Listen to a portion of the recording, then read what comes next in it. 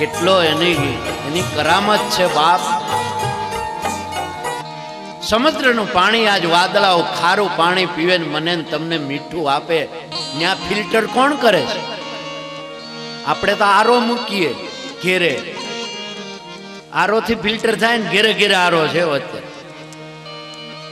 પણ બાપ આ કુદરતના આરાને કોઈ ન જાણી શકે ક્યાં છે એનો આરો.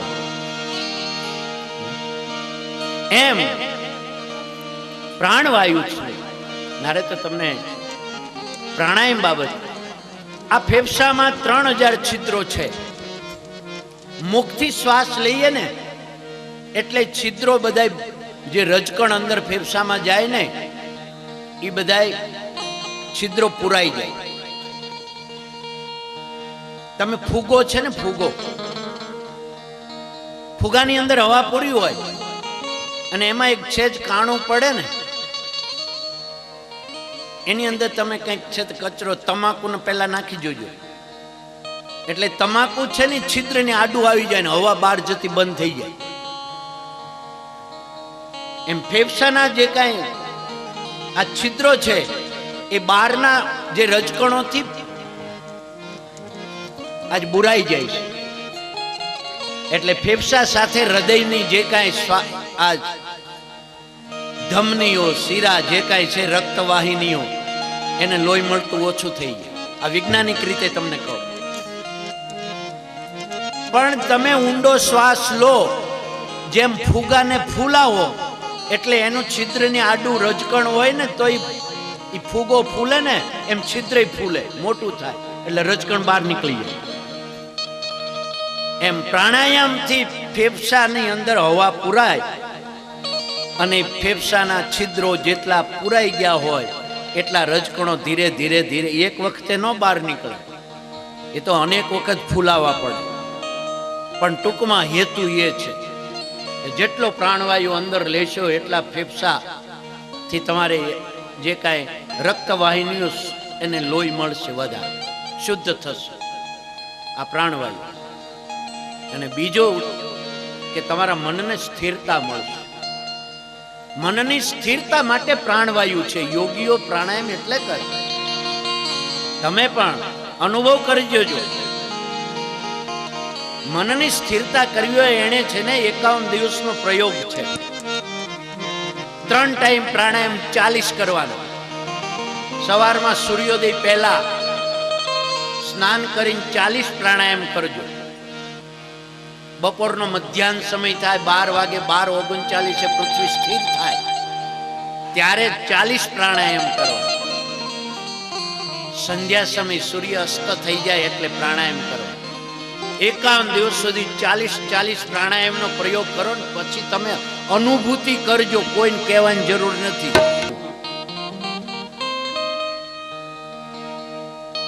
મારી તમારી શ્વાસોશ્વાસ છે ને એ ડાબુ જે નસકોરું છે એમાં શ્વાસ જ્યારે ચાલતો હોય ને એને સૂર્ય નાડી કહેવાય. વહી દિવસે અમારે બટુભાઈ આવ્યા છે,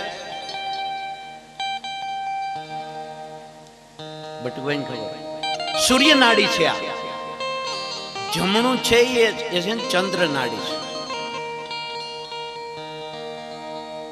અને બંને નાડીઓ જ્યારે ચાલતી હોય એને પિંગલા નાડી કહેવાય. અને મોટા ભાગે એક ચાલતી હોય. તમારા બે નસકોર એક સાથે ન ચાલે. બહુ રહસ્ય. એક જ ચાલતી હોય. અને માટે અમારા વેદાંતની અંદર એવું કીધું છે કે તમારે સવારમાં નૈના કોઠે પાણી પીવું હોય ને પીવું જોઈએ ત્યારે ગ્લાસ લેવાનો અને ડાબુ નસકોરું બંધ કરવાનું અને ધીરે ધીરે પાણી પીવાનો. અનુભવ કરજો. જલ્દી નહીં પીવાય. ઘટક ઘટક ઘટક ધીરે ધીરે. અને હંમેશા એવું કીધું છે કે અનાજને પીવો અને પાણીને ખાઓ. અનાજને પીવો અને પાણીને ખાઓ. આપણે ખાઈએ ને બહુ ચાવી ચાવીને એનો રસ થઈ જાય એ પીધું કહેવાય. માટે જલ્દી કોળિયા નીચે નહીં ઉતારી જવાના. બરોબર ચાવો એનો રસ કરીને પછી એને નીચે ઉતારે એટલે પીધું કહેવાય. અને પાણીને છે ને ઘટક ઘટકી પીધું નહીં, એને તમે આ ડાબુ નસકોરું બંધ કરીને ગ્લાસ પીશો ને એટલે ધીરે ધીરે પાણી અંદર જશે, એટલે એને ખાધું કહેવાય. બહુ અદ્ભુત છે બાપા.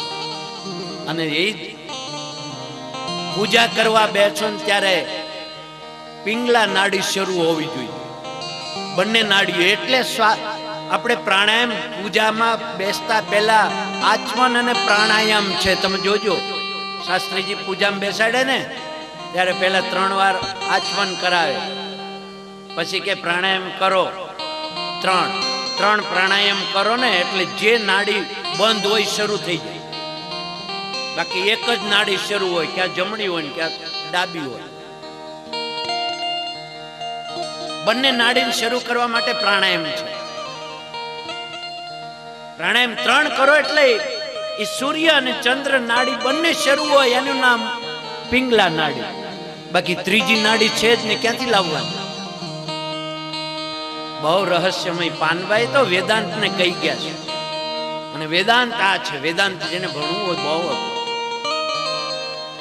પણ જીવનને કેમ જીવવું હોય વેદાંતને જાણવું પડે. બા ભગવાનની પ્રાપ્તિમાં મારે તો અત્યારે પ્રાણાયામ શું છે, પણ મનની સ્થિરતા માટે પ્રાણાયામ છે. રાજા, આજ પ્રાણાયામ કરો.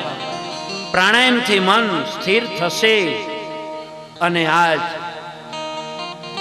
એક જ વાત છે રાજા, કે તીવ્ર ભક્તિ યોગેન યજેત પુરુષમ પરમ. રાજા, બધાનો સાર એક જ છે, તીવ્ર ભક્તિ વડે પરમાત્માની પ્રાપ્તિ કરો. ભક્તિ વગર પરમાત્મા પ્રાપ્ત નહીં થાય. તીવ્ર ભક્તિ, અહીંયા શબ્દ તીવ્ર ભક્તિ વાપર્યો છે. તીવ્ર ભક્તિ યોગેન યજેત પરમમ પુરુષ. પરમ પિતા પરમાત્મા, પરમ પુરુષ કૃષ્ણ છે, પૂર્ણ પુરુષોત્તમ. એનું યજન કરો. કઈ ન આવડે, પ્રાણાયામ ન આવડે તો કઈ નહીં. નામ તો આવડે ને, નામ જ લો, ઈ શીખડાવશે પ્રાણાયામ. શીખવાથી કાંઈ શીખવાતું નથી, આવડતું નથી. ભગવાન જયારે આપે ને બાપ, ત્યારે બધું આવડી જાય. માટે તીવ્ર ભક્તિ. અત્યારે હવે સુખદેવજીને આજ પરીક્ષિત રાજા અહીંયા પ્રશ્ન પૂછે છે, મહારાજ, પરમાત્મા જગત નિયંતા આ જગતનું સર્જન કરે અને જે જે શક્તિઓનો આશ્રય લઈ આ જગતનું રક્ષણ કરે. સર્જન કરે પછી રક્ષણ કરવા શક્તિઓ જોઈએ ને. જે જે શક્તિઓનો આશ્રય લઈ આ જગતનું રક્ષણ કરે છે અને અંતે સંહાર કરે. માટે બ્રહ્માદિ રૂપે આત્માને ક્રીડા કરાવતા એ પરમાત્મા ક્રીડા કરે છે અને વિવિધ વિશ્વની રચના કરે. એ મને સાંભળવાની ઈચ્છા છે. ઓહો, સાંભળવાની ઈચ્છા છે. સરસ રાજા, આજ તે જે પ્રશ્ન કર્યો છે ને, એવો જ આજ પ્રશ્ન આજ વિદુરજી મૈત્રી ઋષિને કરે છે 3જા સ્કંદમાં. એ જ કથા અહીંયા છે ને, એ 3જા સ્કંદમાં. પણ રાજા, આ તે જે પ્રશ્ન પૂછ્યો છે ને, એ સાંભળી અને આજ મને મારા પરમાત્માનું મંગલાચરણ યાદ આવ્યું. એટલે રાજા, હું મારા પરમાત્માનું મંગલાચરણ કરી લઉં, પછી તને છે ને આજ સૃષ્ટિની રચનાની કથા સંભળાવું. સુખદેવજી અહીંયા મંગલાચરણ કરે છે, અત્યાર સુધી નથી કર્યું. બીજા સ્કંદના 4થા અધ્યાયમાં સુખદેવજી આજ મંગલાચરણ કર્યું. બીજા સ્કંદના 10 અધ્યાયમાં 4થા અધ્યાયમાં નમઃ પરસ્મે પુરુષાય ભૂયતે સુભદ્રવસ્થાન નિરોધ લીલયા ગૃહીત શક્તિ ત્રિત્રમાય દેહિનામ મંતર્ભવાનુપલક્ષ્ય વર્તમાને. નમઃ પરસ્મૈ, આ સ્તુતિમાં સુખદેવજીએ ભગવાનના 5 સ્વરૂપોનું મંગલાચરણ કર્યું છે. 5 સ્વરૂપથી સ્તુતિ કરી. તમે વૈષ્ણવો સામે બેઠા છો. ઠાકોરજીના 5 સ્વરૂપ. ભગવાનનું પહેલું સ્વરૂપ ગોલોકમાં બિરાજતા પરબ્રહ્મ પરમાત્મા પુરુષોત્તમનું સ્વરૂપ છે. ગોલોકમાં બિરાજતા પરમાત્મા પુરુષોત્તમનું સ્વરૂપ એ પહેલું સ્વરૂપ છે. એને આજ નમસ્કાર કરું છું. ભગવાનનું બીજું સ્વરૂપ છે એ વિભૂતિ સ્વરૂપ છે. ભગવાનનું બીજું સ્વરૂપ એ વિભૂતિ સ્વરૂપ છે.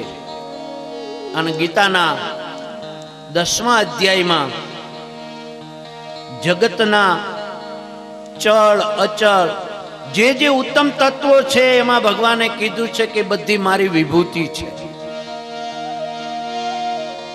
નરમાં નારાયણ હું છું, પ્રાણીઓમાં સિંહ હું છું, વૃક્ષોમાં પીપળો હું છું. જુઓ તો ખરા, આ બધી ભગવાનની વિભૂતિ છે. બસ આ વિભૂતિ સ્વરૂપને વંદન કરવાનું. ત્રીજું સ્વરૂપ છે અંતર્યામી સ્વરૂપ છે. આજ ભગવાન પ્રત્યેકના હૃદયમાં અંતર્યામી રૂપે બેઠા છે. દરેકના હૃદયમાં પરમાત્મા છે. માટે કોઈ પણ મળે ને તો આપણે હાથ જોડીને જય શ્રી કૃષ્ણ કરવાનું. શું કામ? એને નથી કરતા, એના હૃદયમાં બેઠેલો કૃષ્ણ છે એને વંદન કરવાનું.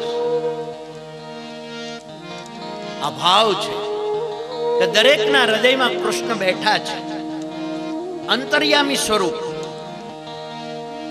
આજ અંતર્યામી સ્વરૂપ છે. અંતર્યામી ભગવાનને પ્રાર્થના કરવાની છે કે હું કંઈ ખોટું કામ કરવા જાઉં ત્યારે મને તમે બહારના લોકો રોકે એના કરતા તમે બેઠા છો ને તમે રોકજો. એ ભગવાન તમે મારા હૃદયમાં બેઠા છો, મને ખોટું કામ કરવાની ઈચ્છા થાય તમે પહેલા રોકજો. આમ એક શેઠ હતા,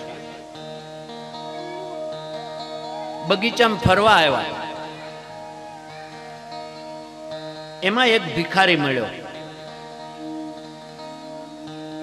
ભિખારીએ શેઠને કહ્યું, શેઠ ભૂખ્યો છું, કંઈક હોય તો આપો. શેઠ પાસે ખિસ્સામાં ચણા હતા. ઓલા બગીચામાં ફરવા નીકળે ને તો હાલતા હાલતા ચણા ખાય. મુઠ્ઠી ભરીને ચણા આપ્યા કે લે. એમાં ચણાની ભેગે શેઠે ગજવામાં પેલી એક સોનામોર મૂકેલી. એ મુઠ્ઠી ભિખારીને આપી ચણાની ભેગી સોનામોર જતી. શેઠનો ખ્યાલ નહીં. ભિખારી ચણા ખાતો ખાતો સોનામોર જોઈ ગઈ. પેલા ભિખારી રાજી થયો કે ઓહો ભગવાન, પણ પછી એમ કીધું કે ના ના. અંદરથી બેઠેલો પરમાત્મા બોલ્યો કે મને તો શેઠે છે ને ચણા આપ્યા, સોનામોર નથી આપ્યા.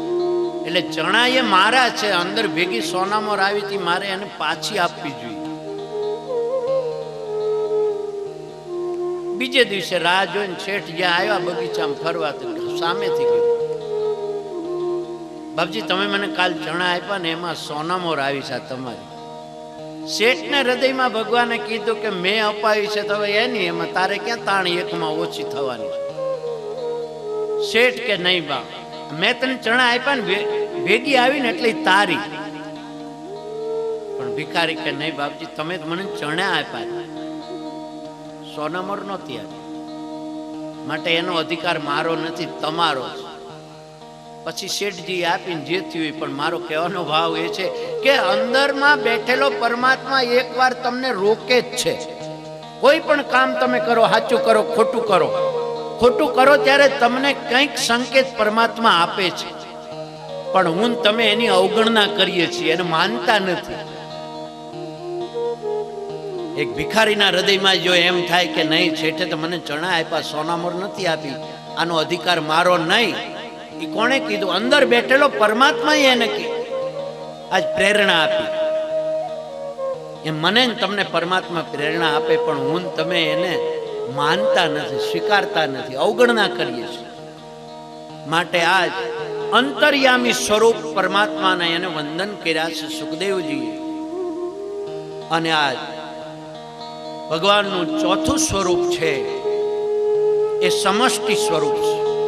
આખું વિશ્વ એ પરમાત્માએ બનાવ્યું છે ને પરમાત્માનું સ્વરૂપ છે. આમ સમષ્ટિને વંદન કરવાનું. પરમાત્મા તું વૈજ્ઞાનિક છે એમ કીધું ને, એમ જગતની રચના કેવી કરી છે. પરમાત્મા છે, મારે તમારે માનવું પડે. અને આજે ભગવાનનું પાંચમું સ્વરૂપ છે અર્ચા સ્વરૂપ, એટલે મૂર્તિ સ્વરૂપ. આ સ્વરૂપને સામે રાખી વંદન કરવાના. નમો નમસ્તે વૃષભાય સાત્વતામ વિદુર કાષ્ટામૃદુપુ યોગીનામ નિરસ્ત સામ્યાતિશેન રાધસા સધામનિ બ્રહ્મણિદં ચ તે નમઃ. સુખદેવજી ભગવાનની સ્તુતિ કરતા આગળ કહે છે, ગોલોક ધામમાં પોતાની પરમ શક્તિ શ્રી રાધે રાણીની સાથે નિત્ય નિવાસ કરતા, વિહાર કરતા એવા રાધા પુરુષોત્તમના ચરણારવિંદમાં હું નમસ્કાર કરીશ. રાધા કોણ? રાધા અન્ય સ્ત્રી નથી. ગોલોક ધામમાં ભગવાન એકલા બેઠા હતા. પરમાત્મા કૃષ્ણ પૂર્ણ એકલા બેઠા હતા. એને રમવાની ઈચ્છા થઈ અને ઉપનિષદ કહે છે, સહ એકાકી ન રમતે સહ દ્વિતીય એશ્ચતમ. ઠાકોરજી એકલા કેવી રીતે રમે? રમવાની ઈચ્છા થઈ, રમવા માટે બીજું કોઈ જોઈએ. એટલે ઠાકોરજીએ પોતામાં રહેલા આનંદને રાધા સ્વરૂપે પ્રગટ કર્યો. રાધા સ્વરૂપે આનંદને પ્રગટ કર્યો. માટે રાધા પરમાત્માની આહલાદક શક્તિ છે, આનંદ આપનારી શક્તિ છે. એ પરમાત્માના હૃદયમાં જે આનંદ હતો એ રાધા સ્વરૂપે પ્રગટ થયો. આજ રસખાનજી જેવા આજ મુસ્લિમ કવિ થઈ ગયા. એને પણ આજ એવું કીધું કે મારા જીવનમાં સેવા કુંજમાં ભગવાનના દર્શન કર્યા. કેવા હતા એ દર્શન? તો આજ રસખાન કહે છે, બાપ કે દેખ્યો પાલોટત રાધિકા પાયન. વ્રજ ભાષા છે. દેખ્યો પલોદત રાધિકા પાયન.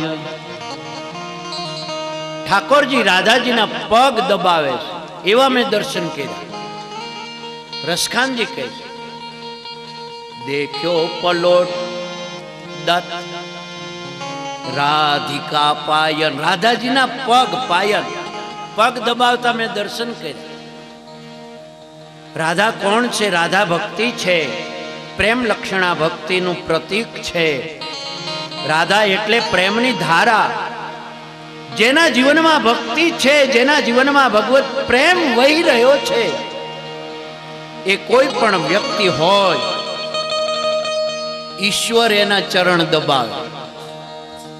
રાધાજીના શું? પરમાત્મા તો કોઈ પણ વ્યક્તિના હૃદયમાં પ્રેમની ધારા છે.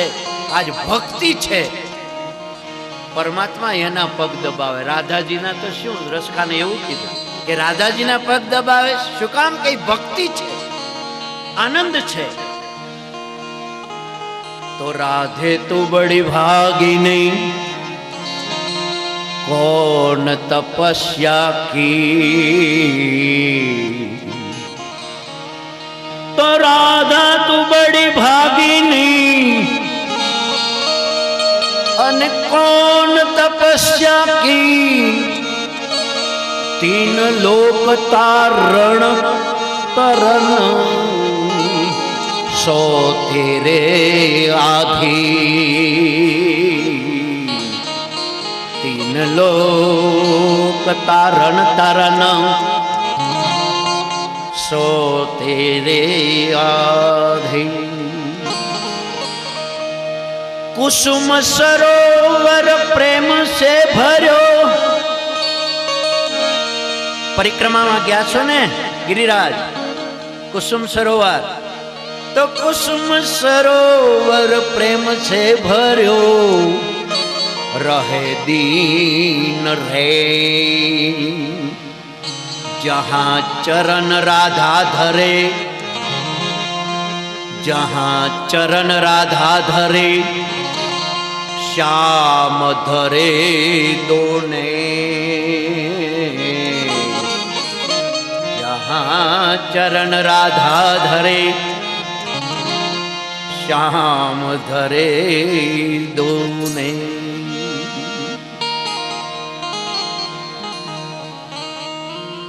રાધિકાજીની બાપ પરમાત્માનો આનંદ અને પ્રેમ લક્ષણા ભક્તિ છે. રાધિકા પ્રેમ લક્ષણાનું પૂર્ણ સ્વરૂપ છે અને ગોપીઓ બધી છે ને પ્રેમ લક્ષણા ભક્તિમાં થોડી થોડી આમ છે ને વિખાઈ ગઈ. ગોપીઓનો સમૂહ થઈને જે પ્રેમ લક્ષણા એક થાય એટલી એક પ્રેમ લક્ષણા રાધાજી પોતે છે. परमात्मा ने आह्लादक शक्ति है. मटे राधे राधे राधे श्याम से मिला भग परमात्मा ની પ્રાપ્તિ કરવી હોય તો રાધાજીને પહેલા વંદન કરવા પડશે. हमारो धन राधा श्री राधा श्री राधा हमारो धन राधा श्री राधा श्री राधा हमारो धन राधा श्री राधा श्री राधा हमारो धन राधा श्री राधा श्री राधा हमारो धन राधा राधा राधा राधा राधा हमारो धन राधा राधा राधा राधा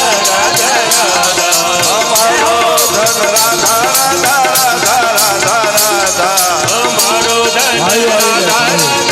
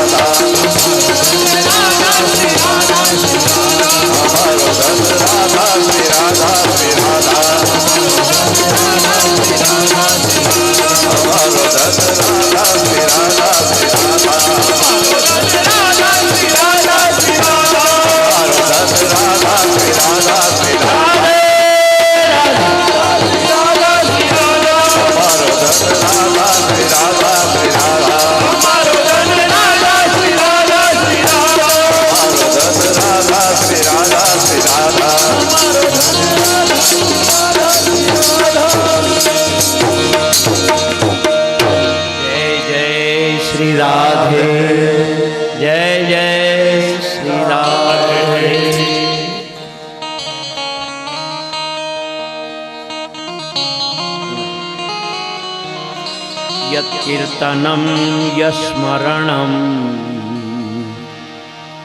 यदीक्षणम यद्वंदनम यश्रवणम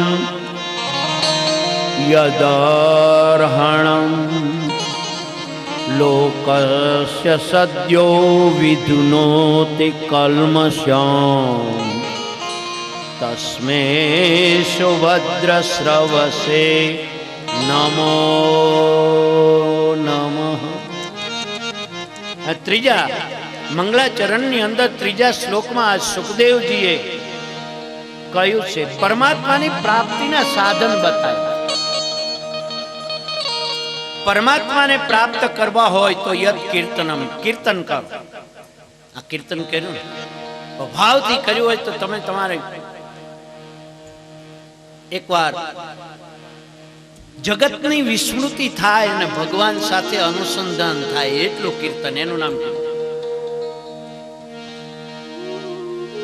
યત કીર્તનમ યસ્મરણમ, સ્મરણ કરો પરમાત્માની. તમે કહો હવે કીર્તને થાય નહીં, ઉંમર થઈ ગઈ, આ પગ દુખે, સ્મરણ તો કે બાપજી એ હવે કઈ બહુ અઘરું છે. તો કે યદીક્ષણમ યદ્વંદનમ, વંદન કરો, યશ્રવણમ યદર્હણમ. અને ક્યાંય એક સ્વરૂપને લો, વિધુનોતિ કલ્મષ, કોઈ પણ સ્વરૂપને લો, પધરાવો અને કાંઈ ન થાય તો લોકસ્ય સદ્યો વિધુનોતિ કલ્મષ, તો તમારી પાસે છે એનું દાન કરો.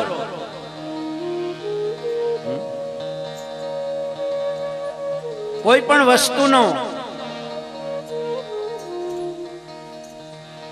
ત્યાગ કર્યા વગર પ્રાપ્તિ નહીં થાય. તમારી પાસે છે એ આપો. કીર્તન ન થાય, ભક્તિ ન થાય, સ્મરણ ન થાય તો દાન તો થાય ને. તો કાલ હવારમાં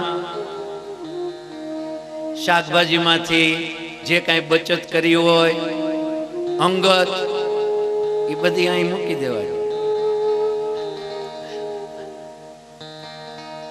મોદીએ કેટલાય બહેનોની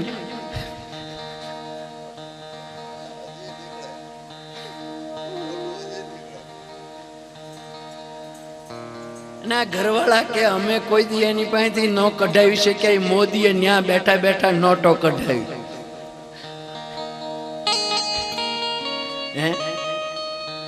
ખાનગી મૂડી મોટી નોટો અંગ્રેજ નાની નાની શું કરે, કેટલીક ભેગી કરે. મોટી મોટી નોટોનો જે બચત કરી હોય ને એ કે ઘણી વાર તાણ પડે કે તારી પાસે કંઈક હોય તો હમણાં થોડાક દી લાઈન પછી કંઈક આવશે ઉઘરાણી પાછી આપી દઈશું. તો કે મારી પાસે ક્યાંથી હોય.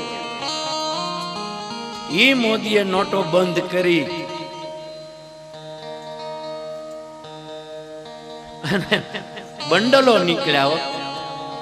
એ કે હવે આનું શું કરશું? તો કે અત્યાર સુધી હું માગ્યો ત્યારે આપી નહીં, યદાર હણાવ. માટે જો કઈ બચત પછી આ નોટબંધી પછી કઈ થઈ હોય ને તો અહીં મૂકી દેજો. મોદી ક્યારે બંધ કરે ને એનો ભરોસો નહીં. એટલે બહુ ભેગી મોટી નોટો જ મૂકજો, નાની તો હાલશે તમ તારી, એ નહીં બંધ થાય. બહેનોને જ કહું છું, ભાઈઓ તો મૂકે જ છે, એને કઈ કહેવા પણ જ ન હોય.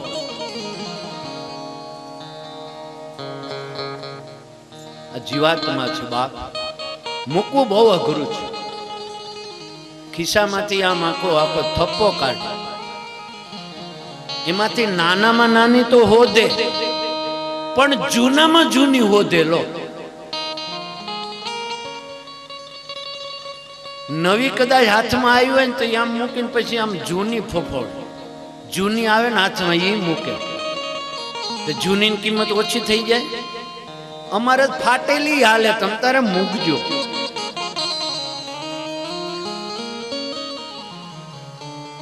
પણ એક સ્વભાવની સરળતા અમે ભગવાન કરાવે એ જ કરવાના. તો બધી આનંદની વાતો છે, પણ સ્વભાવની વાત છે કે નાનામાં નાની તો ગોતે, પણ જૂનામાં જૂની ગોતે લો. ક્યાંય નો હાલે ની આ બધી હાલશે. ભગવાન પાસે ખોટા રૂપિયા દોડે. મગદાણી પરિવારની તો વાત જ ન કરાય ને ચલાળામાં. આ તો બધી બહારની વાતો છે.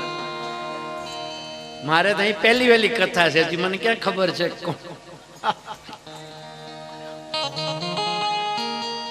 પણ વાત બાપ સ્વભાવ. એક શાક વાળો હતો, એની પાસેથી એક ભાઈ શાક લેવા આવે ને રોજ ખોટો રૂપિયો આપે, તોય ઓલો પ્રેમથી લઈ લે શાક આપે. એટલે બાજુ વાળા બેઠા એ કે તને ખબર નથી બેટા, રોજ તને ખોટા રૂપિયા આપી જાય છે. એ કે મને ખબર છે. તો કે શું કામ લે? તો કે ભગવાનની પાસે હું તમે ખોટા રૂપિયા છીએ કેટલા જગતમાં, એ બધાય જો ભગવાન એને ચલાવે છે તો મારે તો આને એકનો જ ખોટો રૂપિયો ચલાવવાનો છે. ભગવાનની પાસે કેટલાય રૂપિયા ખોટા છે આ જગતમાં, એ બધાય દોડે છે. મારે તો આનો મારી પાસે તો એક જ ખોટો લાવે છે. માટે ચલાવો. આ ભાવ છે, જોજો ભક્તિ, આનું નામ ભક્તિ છે.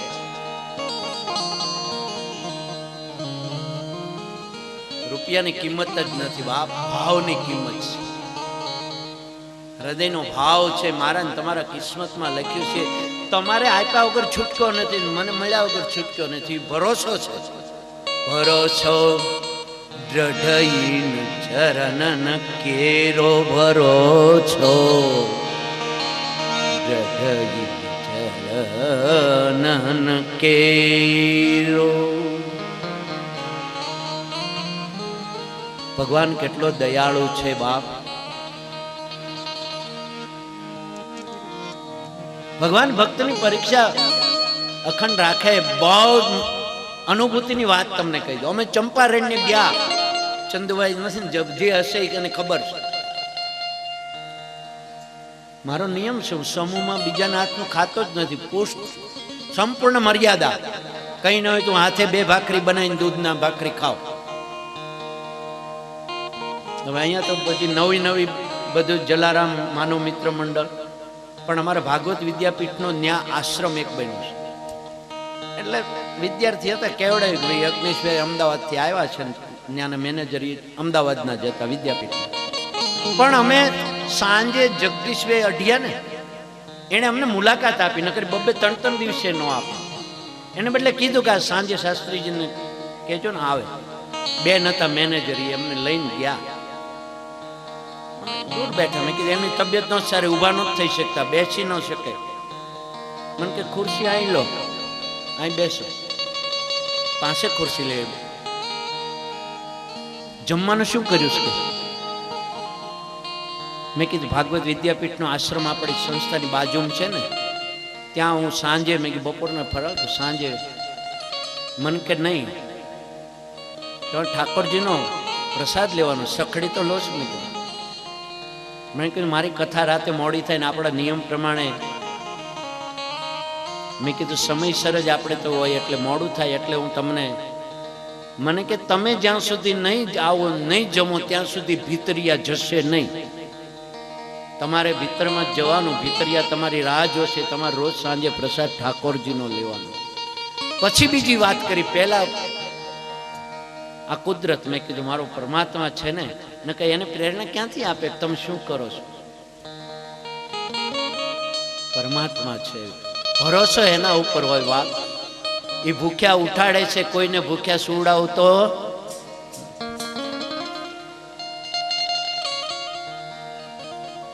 ચંપારણ્ય જવા જેવું છે, અદ્ભુત બનાવ્યું છે. એક વીર પુરુષ, કેવો મહાન ભક્ત આ ઠાકોરજીનો સર્વસ્વનો ત્યાગ કરીને પોતે ત્યાં સ્થિર થયા. અદ્ભુત સ્થળ બનાવ્યું, દિવ્ય.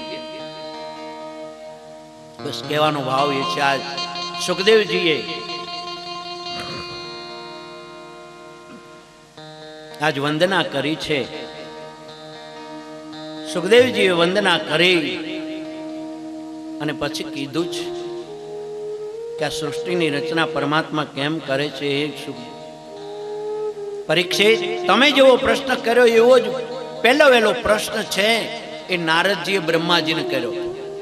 તો નારદજી ને બ્રહ્માજીએ જે જ્ઞાન આપ્યું એવું તમને કહું. નારદજીએ બ્રહ્માજીને એટલું કીધું, પિતાજી આ જગતની સૃષ્ટિના રચયિતા તમે છો, પણ તમારો આધાર કોણ? કે તમે જેને આધારે આ સૃષ્ટિની રચના કરો છો. એટલે બ્રહ્માજીએ નારદજીને કીધું છે કે નારદજી, પરમાત્મા છે, નિરાકાર છે, નિર્ગુણ છે. પરમાત્માને એકમાંથી અનેક થવાની ઈચ્છા થઈ ત્યારે પરમાત્મામાંથી 24 તત્વો પ્રગટ થયા. 24 તત્વ ભેગા થયા, એમાંથી એક સ્વરૂપ બન્યું વિરાટ. 1000 હાથ, 1000 મસ્તક, 1000 પગ, એવું વિરાટ પુરુષ પ્રગટ થયો, પણ એ કાર્ય ન કરી શકે. એટલે પરમાત્માએ પોતાની શક્તિ એમાં મૂકી, એટલે 24 તત્વો કામ કરે. 24 તત્વોમાંથી આજ બ્રહ્માજી કહે છે કે 5 ભૌતિક તત્વ પેલા અહંકાર ઉત્પન્ન થાય, એને 3 આ સાત્વિક, રાજસ અને તામસ. સાત્વિક અહંકારમાંથી બ્રહ્માંડ પ્રગટ થયું. આજ રાજસ માંથી આજ આકાશ થયું, આકાશમાંથી તેજ થયું, તેજમાંથી વાયુ થયું, વાયુમાંથી જળ થયું, જળમાંથી પૃથ્વી થયું. અને વિરાટ પુરુષની ઇન્દ્રિયો તામસ અહંકારમાંથી પરમાત્મા જળનું ભેદન કરી પડ્યા, પાછા એકમાંથી અનેક થવાની ઈચ્છા થઈ. એની નાભીમાંથી કમળ પ્રગટ થયું અને કમળમાંથી હું પ્રગટ થયો. હું પ્રગટ થયો એટલે મને એમ થયું મારી ઉત્પત્તિ સ્થાન કયું લાવું, હું જોઉં. એટલે આજ બ્રહ્માજી કહે છે એ કમળની દાંડલીમાં મેં પ્રવેશ કર્યો. 100 વર્ષ સુધી મેં બ્રહ્મણ કર્યું પણ મને મારું ઉત્પત્તિ સ્થાન ન દેખાય. એટલે પાછો હું કમળ ઉપર આવીને બેઠો અને પહેલો શબ્દ મને સંભળાયો, તપ કરો. તપ પેલા ઓમ સમજાય. એટલે મેં તપ કર્યું, 100 વર્ષ સુધી તપ કર્યું. ત્યારે પરમાત્મા મારી સામે પ્રગટ થઈ, મને દર્શન આપ્યું. પરમાત્માએ મને કીધું કે મારે એકમાંથી અનેક થવું, તમે સૃષ્ટિની આજ રચના કરો. બ્રહ્માજીએ કીધું કે મેં ના કીધી કે હું જો આ કાર્ય કરું તો મને કર્મનું બંધન થાય. આજ કર્મનું બંધન થાય એટલે મારે જન્મ અને મૃત્યુના ફેરામાં ભટકવું પડે. એટલે આજ પરમાત્માએ કીધું કે હે નારદ, હે બ્રહ્મા, હું તમને મારું જ્ઞાન આપું છું. એ જ્ઞાનથી તમને આજ માયાનો સ્પર્શ નહીં થાય અને જન્મ અને મૃત્યુના ફેરામાં ભટકવું નહીં પડે. લો હું તમને જ્ઞાન આપું. 4 શ્લોક આજ આપ્યા છે. એમાં ભાગવત આ ચતુશ્લોકી ભાગવત કહેવાય, આ મુખ્ય ભાગવત.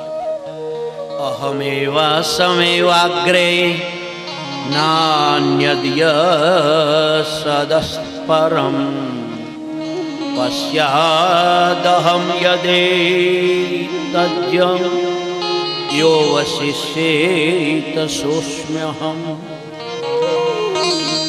ઋતીર્થમ યત પ્રતીયેત ન પ્રતીયેત ચાત્મનિ તદ્વિદ્યાદાત્મનો માયા યથા ભાસો યથા તમઃ યથા મહાંતિ ભૂતાની ભૂતેષુ સ્વાસ્વવેશ્વનું પ્રવિષ્ટાનં પ્રવિષ્ટાને તથા તેષુ ન તેષ્વહં એતાવદેવ જિજ્ઞાસં તત્વજિજ્ઞાસુનાત્મનઃ અન્વય વ્યતિરેકા યત સ્યાત્ સર્વ સર્વદા. અહમ એવ યત સત સત્વૃત. જ્યારે કોઈ નહોતું ત્યારે હું હતો, અત્યારે પણ હું છું, અને જ્યારે કઈ નહીં હોય ત્યારે પણ હું હશે. આ ભગવાને પહેલું જ્ઞાન આપ્યું. અહમેવા સમેતાગ્ર ન અન્ય સત પરમ પશ્યાદહમ યદેતસ્ય યો વસિષ્યેત સોસ્મ્યહમ. સૃષ્ટિના પૂર્વે હું હતો, અત્યારે પણ જે દ્રશ્યમાન છે તે હું છું, અને સૃષ્ટિની સીમા પછી પણ હું જ છું. ઋતીર્થમ યત પ્રત્યેત ન પ્રત્યેત સાત્મનઃ તદ્વિદ્યાદાત્મનો માયા. આ જે દેખાય છે મારી માયા છે. પરમાત્માએ પોતાની માયાની વાત કે આ જે વાસ્તવમાં નથી છતાં દેખાય છે અને છે તે દેખાતું નથી, એ મારી માયા છે. પરમાત્માની માયા સરળતાથી જો કેવું હોય તો આપણે તો ગામડામાં રહીએ ને, ઉનાળાનો સમય હોય, રોડ ઉપર નીકળ્યા હોય, દૂર ખેતરોમાં જે આપણે ઝાંઝવાના જળ કહીએ, મને તમને જળ દેખાય છે ને, ઝાંઝવાના જળ, પણ ખરેખર એ જળ છે નથી. નથી છતાં દેખાય છે. બસ એ ભગવાનની માયા છે. હરણાઓ એની પાછળ બિચારા તરસ્યા હોય ને દોડે, પણ એ ઝાંઝવાના જળ છે. બસ આ પરમાત્માની માયા ઝાંઝવાના જળ જેવી છે. જે છે તે નથી દેખાતું અને નથી તે દેખાય છે. એનો અર્થ જે દેખાય છે તે નાશવંત છે અને નથી દેખાતું તે અવિનાશી છે.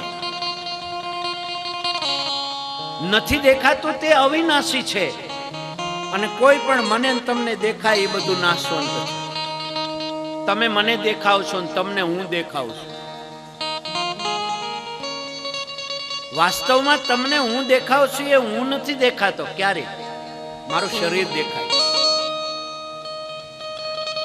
તમારું શરીર મને દેખાય.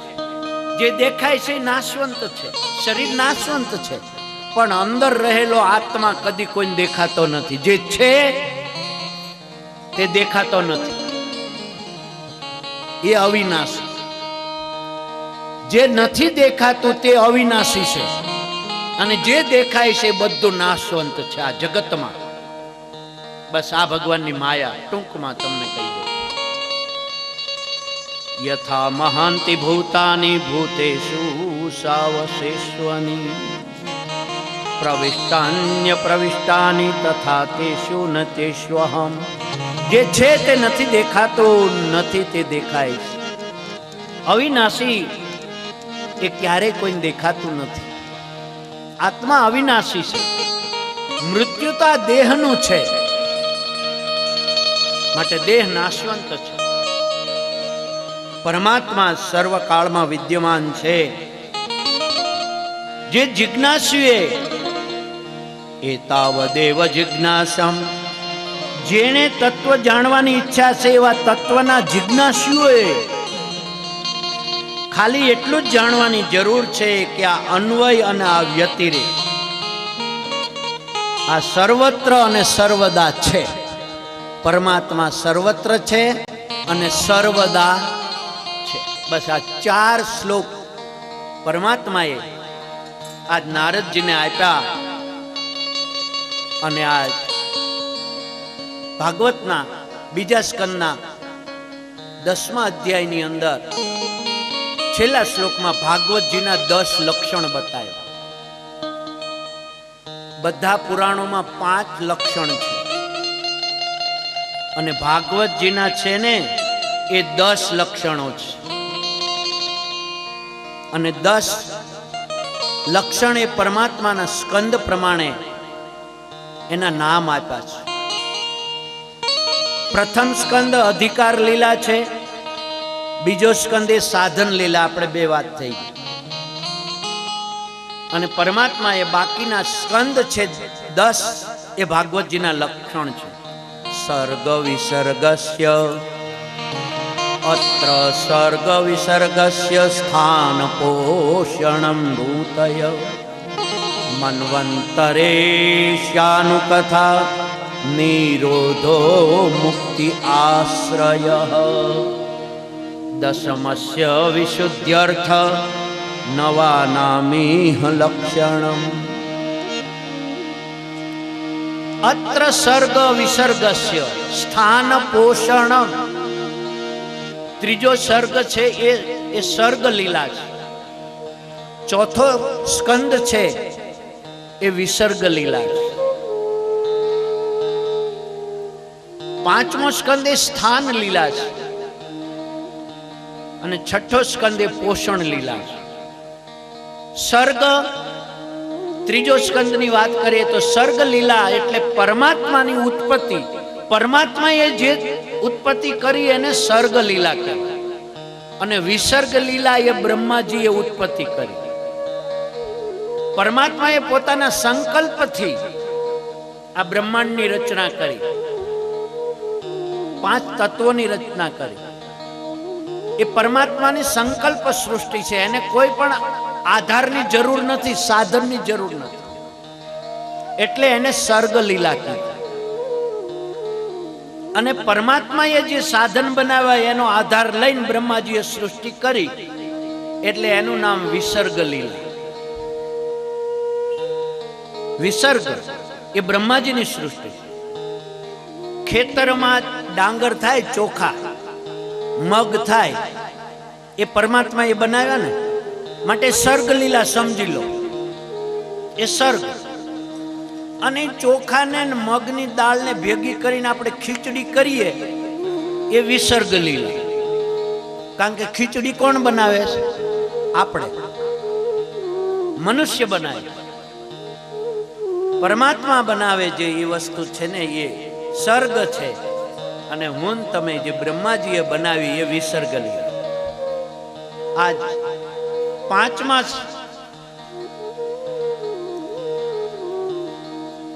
પાંચમો સ્કંદ છે એ સ્થાન લીલા છે. પરમાત્માએ વિસર્ગ કર્યા પછી જે મને ને તમને આજ રહેવા સ્થાન આપ્યા, સર્જાયેલા પ્રાણીઓનું તેની મર્યાદા પ્રમાણે પાલન કરવાની શ્રેષ્ઠ સિદ્ધિ, એનું નામ સ્થાન. એટલે પાંચમો સ્કંદ એ સ્થાન લીલા છે. અને છઠ્ઠો સ્કંદ છે એ પોષણ અને પુષ્ટિ, પણ એનો અર્થ પુષ્ટિ થાય. પરમાત્મા મારું તમારું પોષણ કરે એ ભગવાનનો અનુગ્રહ છે. એટલે અનુગ્રહ લીલા એ છઠ્ઠો સ્કંદ છે, પરમાત્માનો અનુગ્રહ. એની એ આપણું પોષણ કરે છે, એનો અનુગ્રહ છે. એટલે છઠ્ઠો સ્કંદ છે એ અનુગ્રહ લીલા. સાતમો સ્કંદ છે ઉતિ લીલા કીધી. ઉતિ એટલે વાસના. અને સાતમા સ્કંદની અંદર 3 પ્રકારની વાસનાઓની કથા.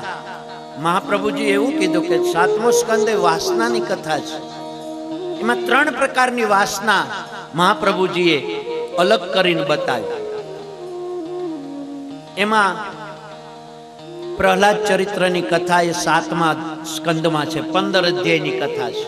અને મારે તમને કાલ સાંજે નૃષિ પ્રાગટ્યની કથા કરવાની જ છે. નિયમ પ્રમાણે કાલે નૃષિ પ્રાગટ્ય થાય અને થશે તમતા. 7મા સ્કંદની કથા 15 અધ્યાય. એમાં પ્રહલાદની જે વાસના છે એ સદવાસના. વાસના એટલે ઈચ્છાઓ. ઉતિ એટલે વાસના, વાસના એટલે ઈચ્છાઓ. પ્રહલાદની વાસના છે એ સદવાસના છે. હિરણાક્ષની વાસના છે એ અસદ વાસના છે. અને ધર્મ રાજા અને નારદજીનો સંવાદ છે. એમાં નારદજી આ પ્રહલાદ ચરિત્રની કથા ધર્મ રાજાને સમજાવે. રાજસુ યજ્ઞ હતો, એમાં પહેલી પૂજા કોની? વિવાદ થયો. સહદેવે કીધું પહેલી પૂજાને યોગ્ય તો આ કૃષ્ણ દ્વારકાધીશ છે. શિશુપાલને ગમ્યું નહીં, ભગવાનને ગાળો દીધી. ભગવાને સુદર્શન ચક્ર મૂક્યું, શિશુપાલનું ધડથી મસ્તક અલગ કર્યું. પણ શિશુપાલનું તેજ છે ને કૃષ્ણમાં સમાઈ ગયું. ત્યારે ધર્મરાજાને શંકા ગઈ કે આ શિશુપાલ તો નરકમાં પડવો જોઈએ, એને બદલે એનું તેજ આ કૃષ્ણમાં કેમ સમાયું?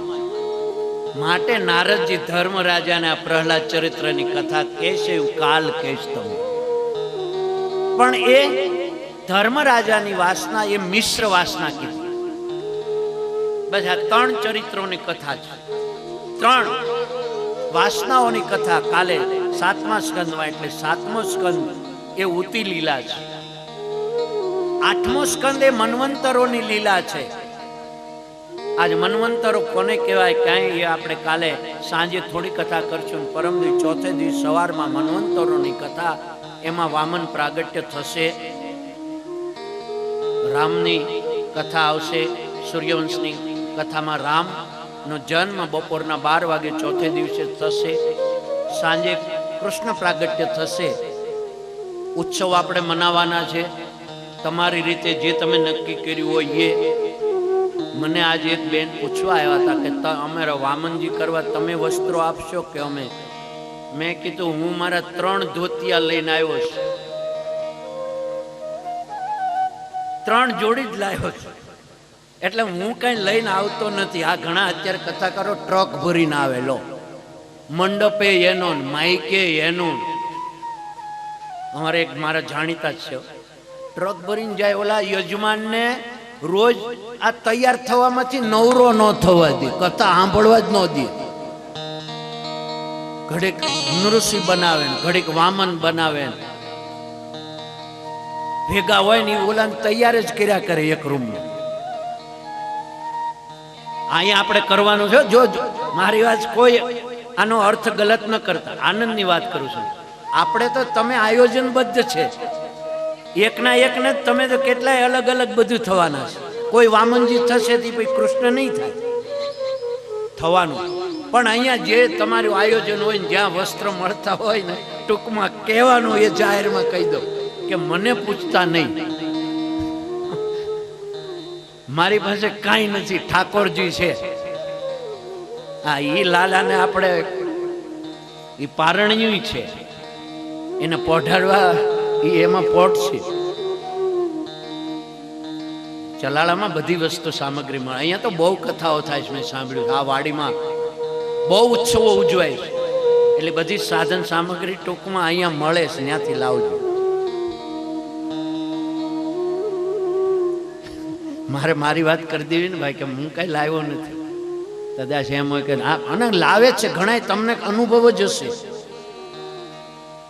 પણ હું એ માયલો નથી. મને તો મારો ઠાકોરજી કથા કરાવો બોલે, મારી પોથી જ હોય અને પોથી લઈને જ જાઓ. આનંદ કરવાનો, બહુ આનંદ કરવાનો. તમે જે આયોજન કર્યું છે, મને જો કે કીધું છે, ભાઈઓ આવ્યા હતા, મને કીધું છે કોણ કેવી રીતે, પણ બધું બહુ સારું આયોજન છે. એ જ પ્રમાણે જ કરજો.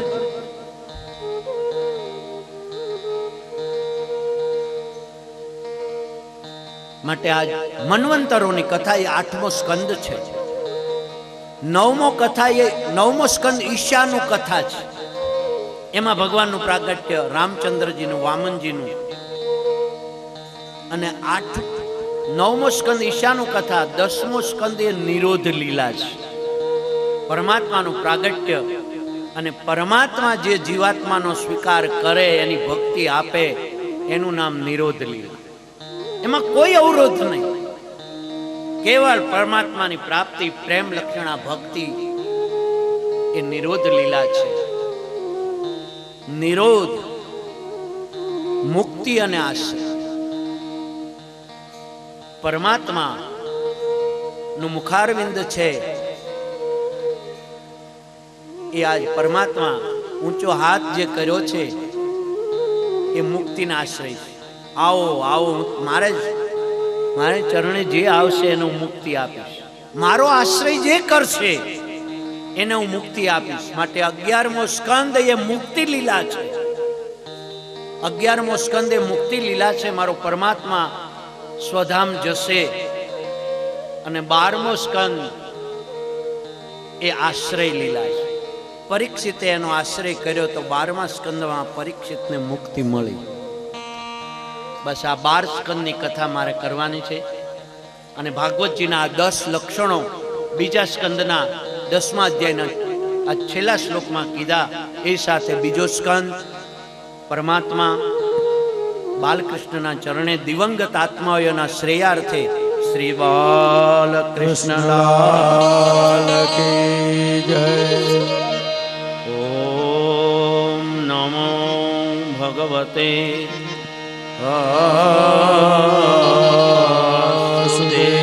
વાસુદેવાય. એવમે તત્પુરા પુષ્ટો મૈત્રેયો ભગવાન કિલ ચત્રાવનુ પ્રવિષ્ટેન ત્યક્ત્વા સ્વગૃહમુચ્યતઃ ત્યક્ત્વા સ્વગૃહમુચ્યતઃ.